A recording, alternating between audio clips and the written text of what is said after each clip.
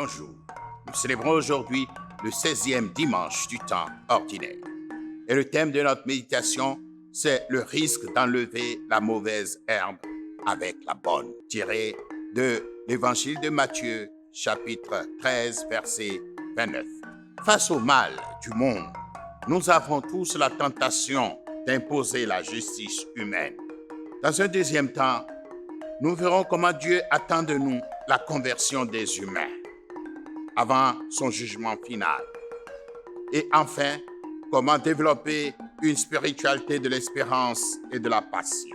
Premier point, la tentation de la justice humaine face au mal.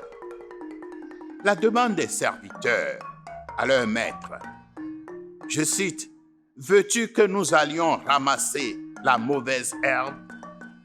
au verset 28. C'est une position tout à fait raisonnable et compréhensible pour protéger la bonne croissance du blé. Cependant, la réponse du maître est assez surprenante. Il dit non, de peur qu'en ramassant l'ivraie, vous ne déraciniez le blé avec elle. Au verset 29. Le risque d'erreur dans la justice humaine. Et Dieu offre la chance aussi aux pécheurs de se convertir, de se transformer, de s'améliorer. Deuxièmement, l'attente de Dieu. Dieu attend le temps de la moisson, le temps du jugement, le temps de la conversion des pécheurs, car il veut prendre avec lui le plus grand nombre possible d'êtres humains. Dieu attend. Notre Dieu, il est non seulement le Dieu de la promesse et de la justice, mais aussi il est le Dieu de l'attente. Et cette attente montre la foi de Dieu en l'être humain, en sa capacité à changer, l'espérance de Dieu et l'amour de Dieu pour l'humanité.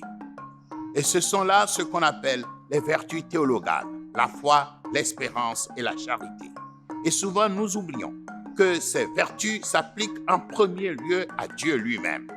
Troisième et dernier point, la spiritualité de l'espérance et de la patience. Comment développer une telle spiritualité?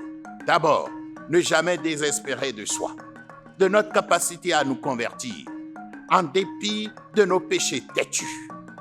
Souffrir en l'attente de notre délivrance, de nos addictions, des chaînes du péché, etc. Qu'un jour, le Seigneur lui-même brisera ces chaînes.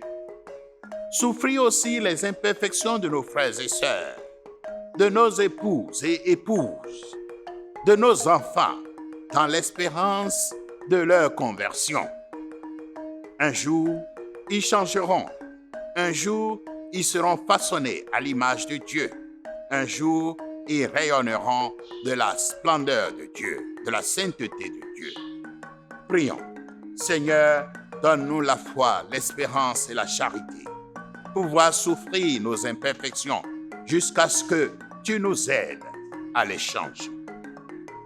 Donne-nous la force de les combattre chaque jour de nos vies jusqu'à la mort pour que ton règne de justice, d'amour et de paix, pour que ta perfection se réalise finalement dans nos vies, dans nos familles et dans notre cité.